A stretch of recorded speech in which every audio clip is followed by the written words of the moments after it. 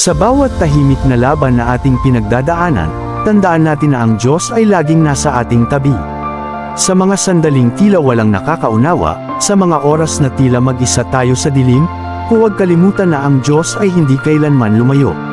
Siya ang ating gabay, ang ating lakas, at ang ating liwanag sa gitna ng unos. Marahil ay may mga panahon na pakiramdam natin ay hindi na natin kaya. Mga pagkakataon na tila walang nakakaintindi sa bigat ng ating pinapasan.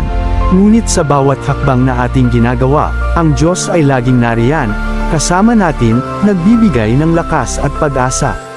Ang kanyang pagmamahal ay walang hanggan, at hindi siya kailanman magpapabaya.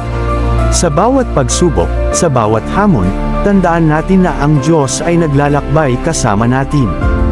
Hindi niya tayo iiwan, hindi niya tayo pababayaan. Ang ating mga luha, ang ating mga hinagpis, ay kanyang naririnig.